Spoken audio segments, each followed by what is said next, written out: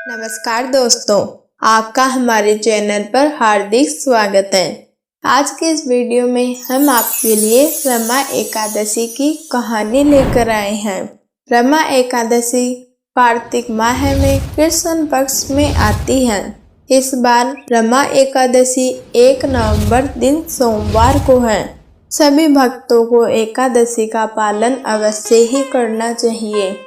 माह के शुक्ल पक्ष और कृष्ण पक्ष में आने वाली दोनों एकादशी का व्रत करने से मनुष्य को आध्यात्मिक जीवन में उन्नति प्रदान करती है।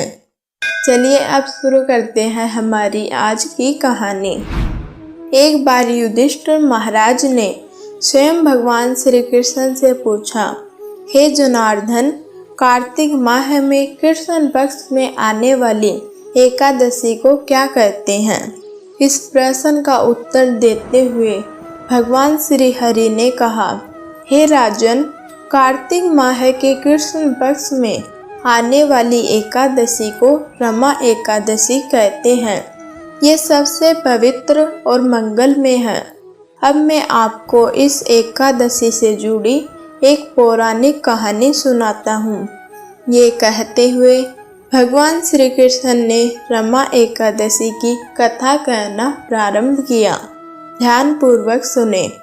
अनेक वर्षों पूर्व मुचुकुंद नाम का एक महान राजा इस पृथ्वी पर राज करता था। यह राजा भगवान श्री हरि का परम भक्त था।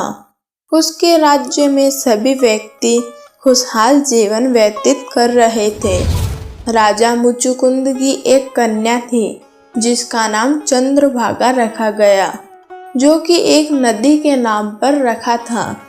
चंद्रभागा विवाह के योग्य हो गई।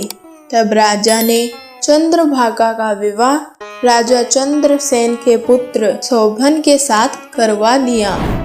विवाह के बाद उनका दाम्पत्य जीवन सुखपूर्वक बीत रहा था, लेकिन एक बार उनके साथ अनहोनी घटना घट गई। हुआ यूं कि एक बार चंद्रभागा अपने पिता के यहाँ रहने के लिए आई हुई थी। कुछ समय बाद शोभन भी चंद्रभागा के पिता के राज्य में पधारे। उनका स्वागत बड़ी धूमधाम से किया गया। वह दिन एकादशी का शुभ दिन था। शोभन के पधारने से चंद्रभागा चिंतित हो गई थी। चंद्रभागा जानती थी उनके पति परमेश्वर शारीरिक रूप से अशक्त थे। वह एकादशी का संपूर्ण व्रत नहीं कर सकते थे। उस समय चंद्रभागा ने अपने पति से कहा, हे पतिदेव, मेरे पिताजी एकादशी के व्रत के संबंध में अत्यंत कठोर हैं। पिताजी एकादशी के एक दिन पूर्व संपूर्ण राज्य में घोषणा करवा देते हैं, एकादशी के दिन कोई भी व्यक्ति भोजन नहीं करेगा। लेकिन मुझे आपके स्वास्थ्य के संबंध में चिंता है। आप किस प्रकार एकादशी का संपूर्ण उपवास कर सकते हैं? यह सुनकर शोभन ने कहा, हे प्रिय, अब मैं क्या करूं? किस प्रकार मैं अपना जीवन भी बचा पाऊं और किस प्रकार आपके पिताजी को भी प्रसन्न कर सकूं?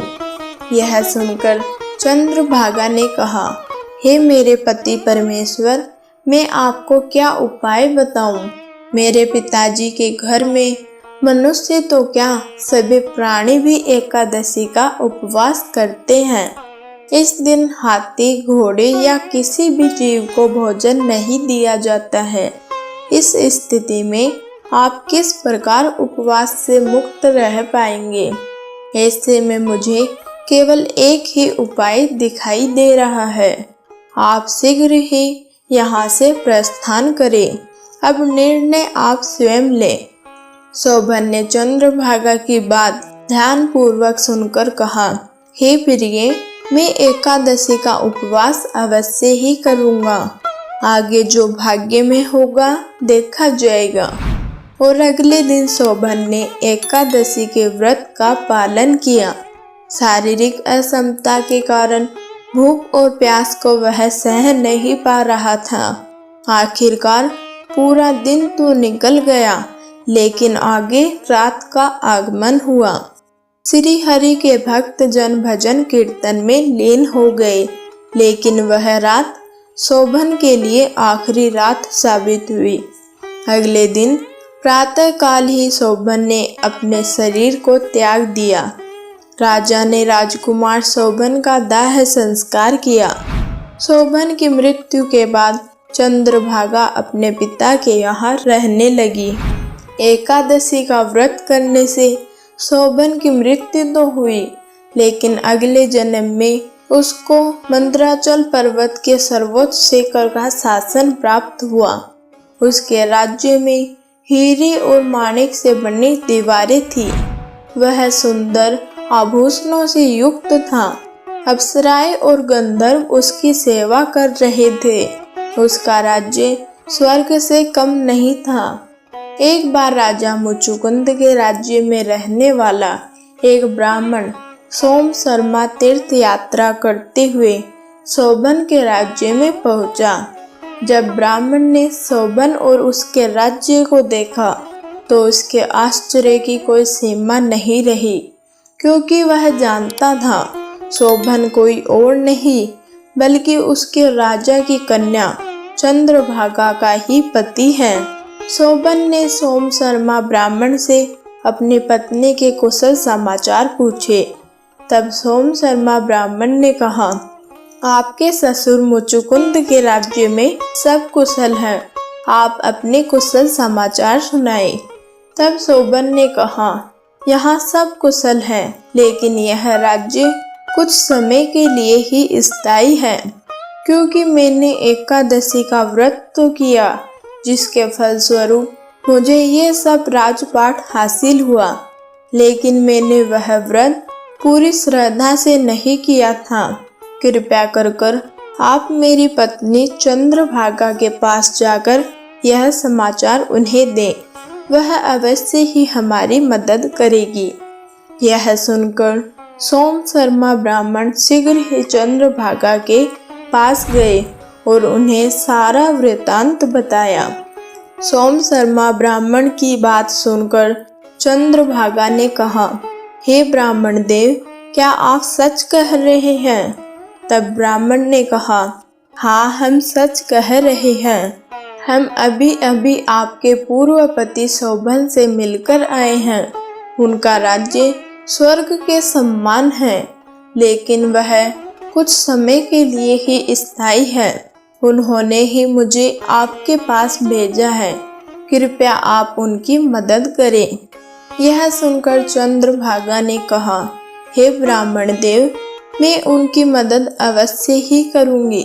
आप मुझे उनके पास ले चले, मैं उनसे मिलने के लिए व्याकुल हूँ। ब्राह्मण देव सोम शर्मा चंद्रभागा को शोभन के राज्य में लेकर गए। उन्हें देखकर शोभन प्रसन्न हो उठे और चंद्रभागा को अपने पास राजगद्दी पर बैठाया। कुछ समय बाद चंद्रभागा ने पति को संबोधित करते हुए कहा, हे मेरे पति परमेश्वर, मैं आपको एक गोपनीय बात बताती हूँ। मैंने 8 वर्ष की आयु से ही एकादशी के व्रत का पालन पूरी श्रद्धा से किया था। यदि मैं आपको उन एकादशी के फल प्रदान करूं, तो आपका यह राज्य स्थायी हो सकता है। और यह कहते हुए चंद्रभागा ने अपने एकादशी के फल शोभन को प्रदान किए। इसके फलस्वरूप उन दोनों ने लंबे समय तक उस राज्य पर राज किया और अंत में वैकुंठ लोक को प्राप्त किया।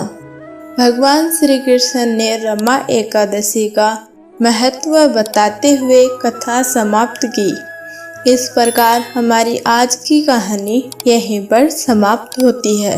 धन्यवाद दोस्तों।